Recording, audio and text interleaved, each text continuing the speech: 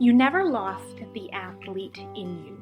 How to return to movement and training while healing from illness. So many of you are going to be able to relate to this podcast. You are the athlete who got sick. You lost the ability to train or work out, and that has felt like you have lost a part of your person, your identity. Now, as you work to get well, you're confused and maybe hopeless. How do I get back to the athlete I used to be? First, you need to know why your body stopped working like it did. You need to hear the truth that it wasn't your fault. In this podcast, I'm going to explain a bit of the physiology behind this body shutdown. We're going to talk about the hidden shame that you have been holding on to and how to break free of it. Very important. We are going to reframe movement, and I'm going to give you a practical framework for how to safely step back into movement and training while you are navigating and healing. My name is Felicia Desjardins. I am a certified holistic nutritional consultant, a registered bioenergetic practitioner, and a thyroid success coach. And I have traveled the journey of chronic illness. I spent many years ill, and now I have spent many years helping people get through it just like I have. It's my passion. It's what I'm here for. And I use and share my personal experience, but also my professional experience now as a holistic health practitioner to help even you get well, because even you can overcome disease and thrive again. No matter what you're told, that can be your reality. So let me tell you, I am making this video because I walked this. Everything I'm giving you in this video is real life. It's personal. It's what I went through and experienced. And these are the things that helped me step back into training after years of having my athletic lifestyle stripped away from me. So, were you once an athlete? Did you play competitive sports? Were you the gym fanatic or the triathlete? Your life likely revolved around training. You made sacrifices with your time because you were disciplined and determined. You prioritized recovery. Your friendships were rooted in your sport. That's certainly how it was for me.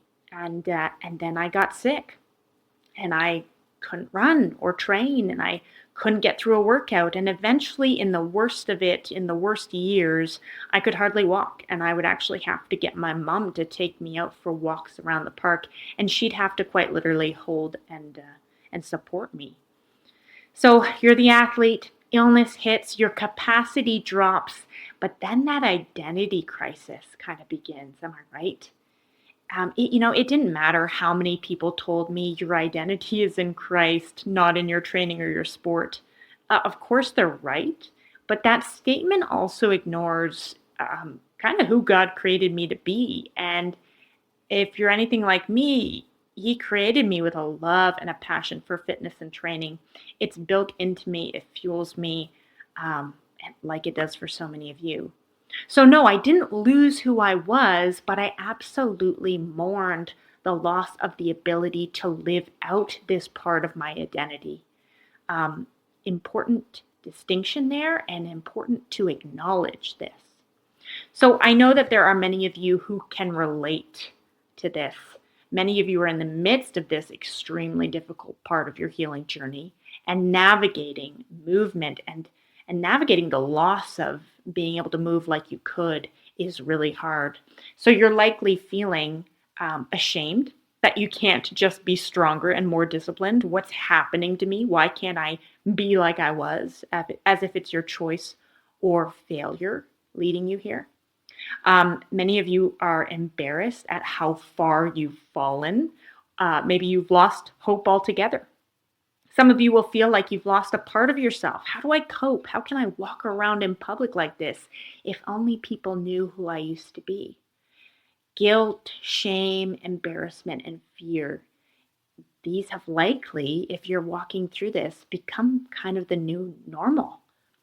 So here's a truth that I need you to hear. You didn't lose your discipline. Your physiology changed. Today, we're going to address this sensitive and misunderstood and often overlooked topic. We're going to end, but we are going to end with hope. Like I said, I was there. I had to give up that athletic lifestyle for a time. But as I got well, I learned that I was going to have to get over my pride and start from the very beginning again. And boy, was that really hard. So let's start here. Why this happens, the psychology of the former athlete identity. So athletic identity is kind of wired into that self-worth, that and even that stress response.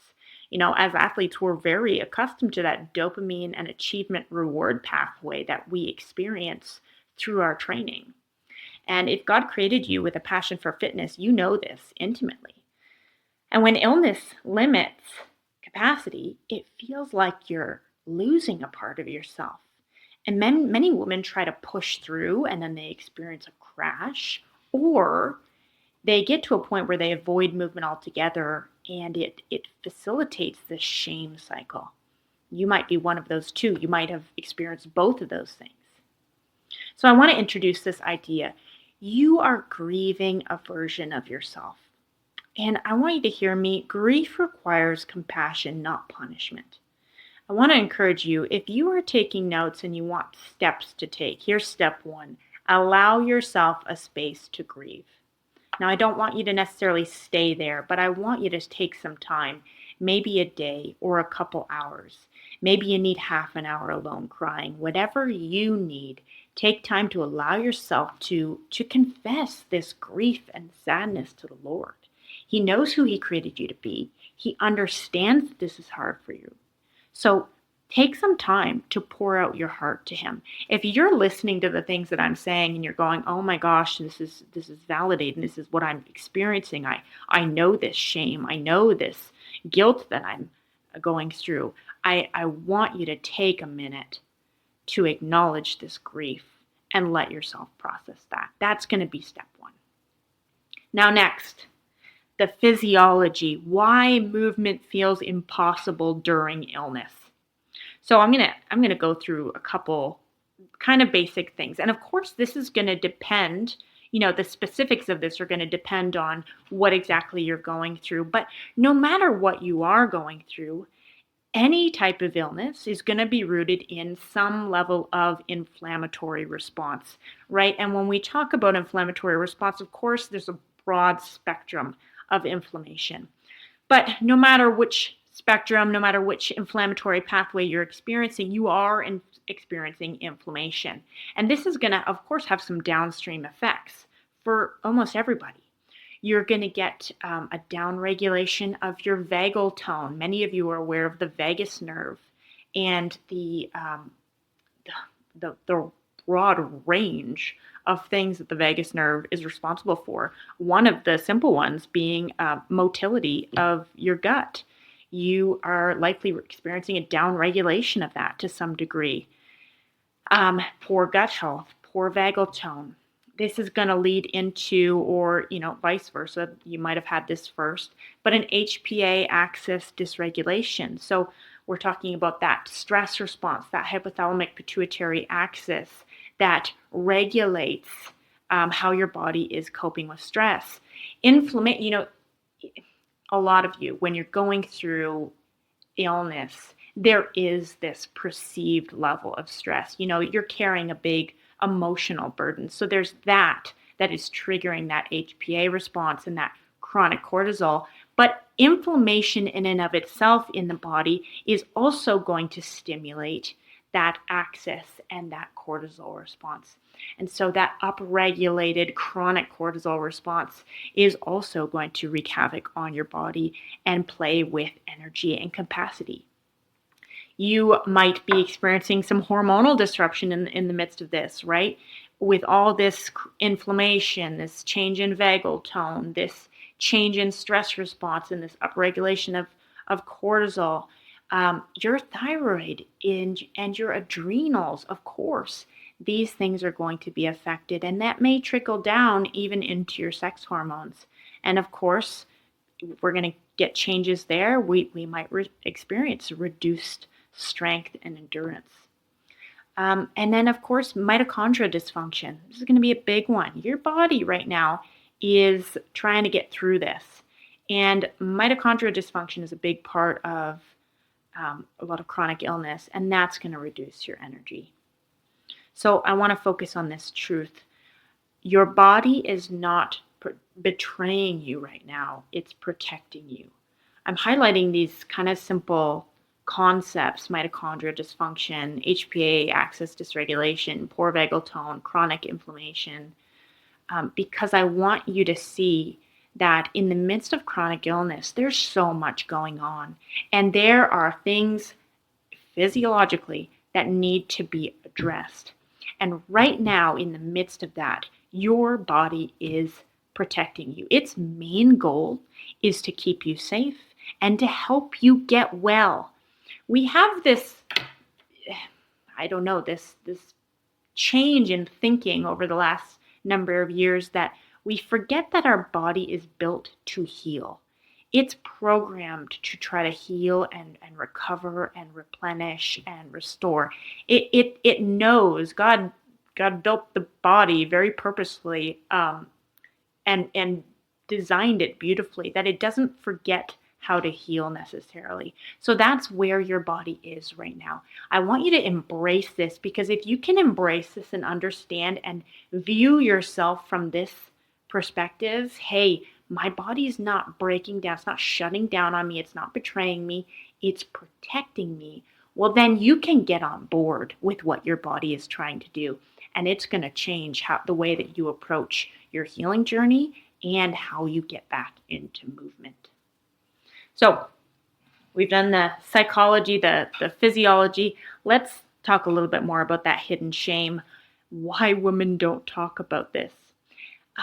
There's this fear of being seen as lazy when you're going through this. This was such a big one for me. I was constantly saying this, and I would actually constantly hide and isolate myself, because I was so terrified, especially as that driven, motivated athlete who wanted to go places.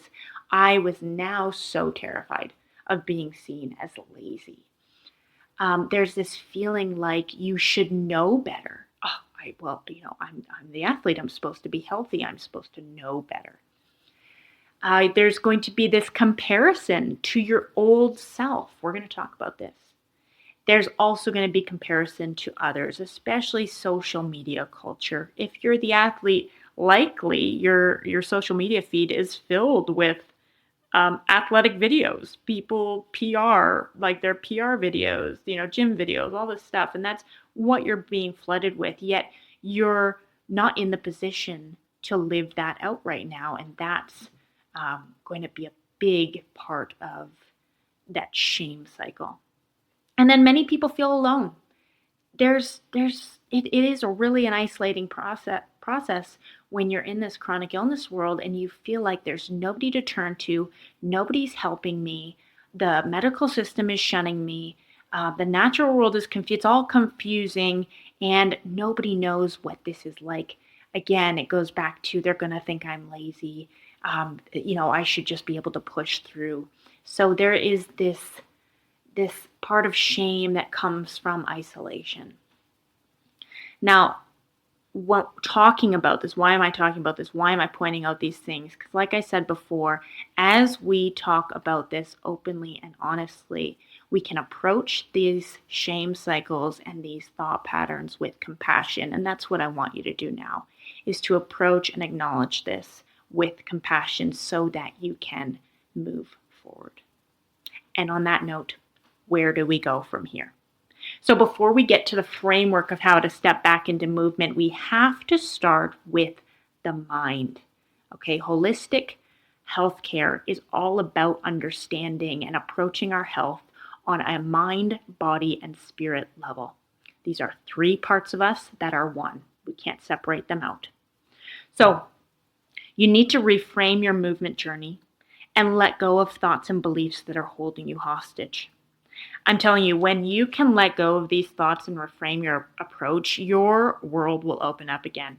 It's not going to be easy. You'll have to fight with these old thoughts that you were trying to let go of, but keep holding on to the new truths and you will make it through thriving just like I did.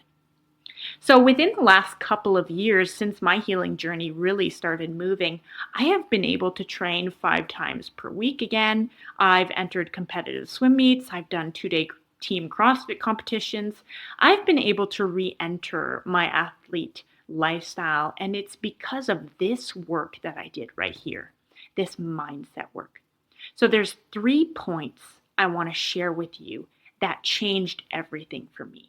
So I really, if you're able, I'd love you to write these down. These are 3 things that I want you to focus on. And if you can grasp these, if you can work to reshape your mind in this way, and by all means, this is something to pray on and ask the Holy Spirit to help you. But if you can do this, this opens up your world again. So number 1, it's not about who you used to be. It's about building a new you, a new athlete. The biggest thing that will hold you back is comparing yourself to others and to who you used to be. You got to let that woman go. Your goal is not to get back to how you used to be. What a waste of time. No, your goal is to become a better, fitter, wiser athlete than you ever were before. Your goal right now, this is an opportunity for you. I know it doesn't seem like that right now. This is an opportunity for you to become a healthier you, more than you ever were before. Every time you go to move or to train, you are going to think, gosh, I used to be able to do so much more. That is where you have to catch yourself. You have to grab that thought and say, nope, this right now is strength. Right now, I am building. I am becoming stronger, healthier, and fitter. I'm not going back to who I used to be. I'm getting well and becoming better than I was. Let go of going back to how you were, who you were. Focus on who you want to become. Okay, number 2, movement has to become your healing tool, not your performance metric. You're not performing right now. You aren't at the stage that you are competing. You are healing. You are building. Our movement and our training always has to have a purpose, right? And right now, that purpose for you is healing. You're going to walk into the gym or use your at-home setup and think, what's the point right now? This is ridiculous. These movements are silly. Again, you need to grab this thought and switch it.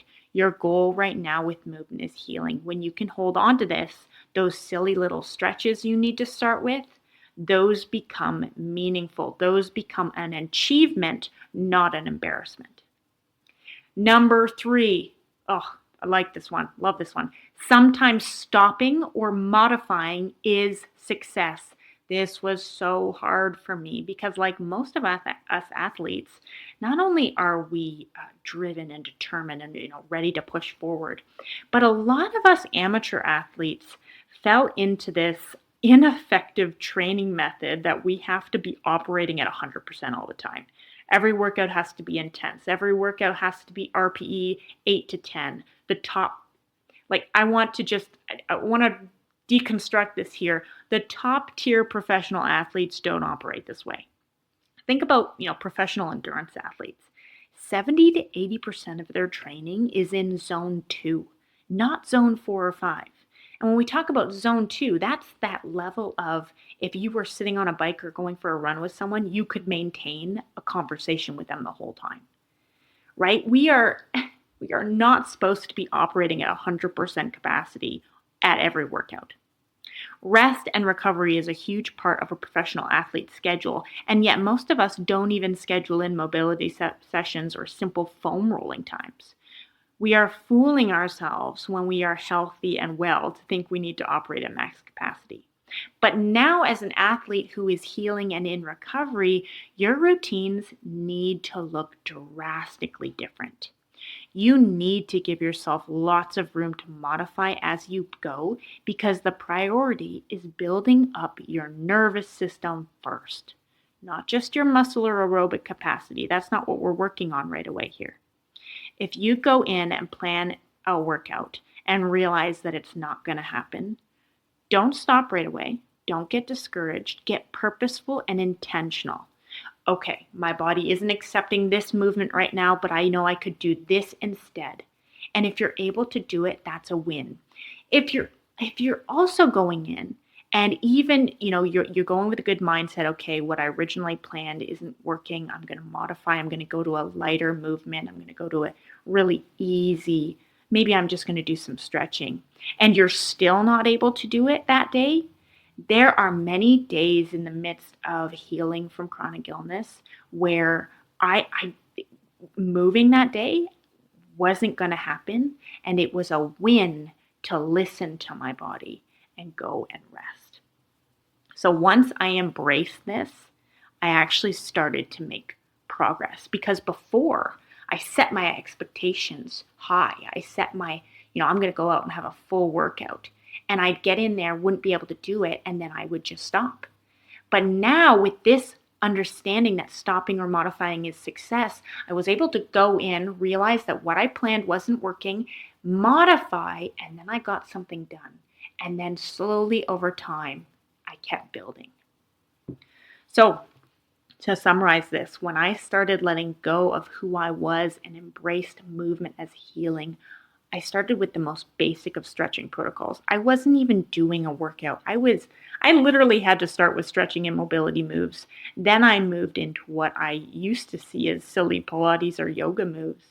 And I remember being so humbled and having to let go of my pride that, once upon a time I would have said, oh, I would never do these kind of movements. They're silly. And then I, had to switch that mentality to these movements are a part of my healing and they're helping me build. Okay, that's the mindset of things. That's step, one in that sense. I guess step two, because I said earlier, step one would be that compassion piece and allowing yourself to grieve. So step two being that mindset shift. Let's talk about the practical framework, how to safely step back into movement. So like I said, I started with simple stretching routines. I'm talking really simple. What I was truly starting with, though, was building the nervous system. I mentioned this before. Right now, your nervous system is in a state of turmoil. Its sole focus at this point is to protect you. And when you can see and understand this, you can start to tap into movement and to help you heal. What I want to do first is get a baseline of capacity for your nervous system. So I'm going to give you some examples here. As you explore walking and stretching routines, I want you to start incredibly small. Walk up and down the driveway. Does that make you tired or exhausted? Do you feel the same, or do you feel more energized after that? Try 2 to 3 minutes of light stretching or mobility, and then ask yourself the same question. Does that make you feel tired or exhausted? Do you feel the same, or do you feel more energized after doing that? Continue to experiment. Increase the walk to around the block or to 2 to 3 minutes. Let's say you get up to 6 minutes of walking and find that this amount makes you really tired. Well, now you know your capacity. 6 minutes is a little bit too much for your nervous system right now. Go back down to that 2 to 4 minutes of walking, and you should feel fine, if not energized after this. This is the amount of walking I want you to build a routine around. Okay, so you're getting kind of the concept here. We're experimenting with what is your capacity. So let's talk about how to build your starting movement routine. There are 4 things I want you to include in this movement routine. Number 1, breath work. Number 2, gentle mobility and stretching. Number 3, walking. Number 4, grounding. Now, grounding and breath work, you don't necessarily need to find your capacity, but walking and mobility, I want you to go and play with your capacity, find out how much you can handle. So back to our example, if you found 6 minutes of walking was your capacity, you're going to use the 2 to 4 minutes for your routine. Now, let's say you found 8 minutes was your capacity for stretching. You're going to find a 5-minute video to incorporate into your routine. The goal for your starting routine is to do either mobility or walking every day, but you can alternate them. Let's say Monday walking, Tuesday mobility, and so on. Plus, you will add breath work and grounding into your daily routine. So using these examples, I'm actually going to provide a sample routine in the show notes that you can download download and use as a guide to create your own. Now, I want you to commit to doing this consistently for 1 month. Don't increase your walking time or your mobility time. Stay at this rate the whole month. Remember, you're building your nervous system here. I know there's going to be the temptation to go longer and longer. Don't fall into that right now. I want you to build up. Just like you have goals to build your muscles or your aerobic capacity, their goal right now is to build your nervous system. And of course, you're not going to see that the same way that you would see, muscle building. We'll work on building capacity next, but this isn't a process to rush, okay? So focus on the nervous system. Also, remember those 3 points we went over going into this routine. You aren't who you were. You're building into a stronger version of you. Movement is your healing tool, not your performance metric. And modification is success. So if you have a day where your body is about to shut down at the thought of walking for 30 seconds, maybe just getting up and out of bed 5 times is going to be your movement win that day. So this routine is your framework. It's not about hitting those amounts every day. It's about being consistent with your goals.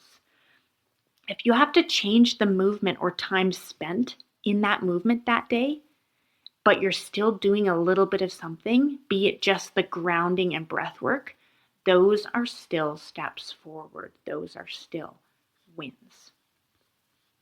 Now, of course, I'm giving some pretty extreme scenarios here because this is quite literally where I was. I know there are many of you out there who can relate to, standing up and down or walking down a driveway as being exercise that day. But I also know there are many of you whose capacity is a bit greater. So what I'm likely going to do is create 2 sample routines here so that depending on what capacity you're in, you can have an idea and make this your own. So this is where we are going to stop for today. We covered a lot of ground, and I've given you the framework to be able to re-enter into movement.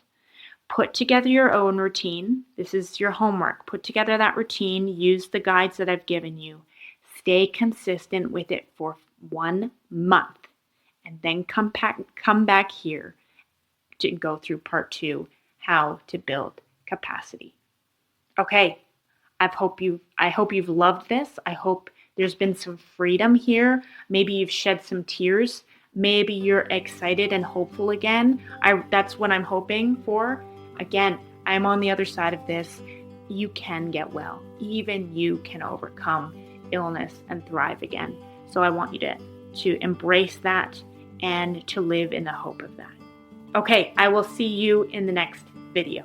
Bye, everyone.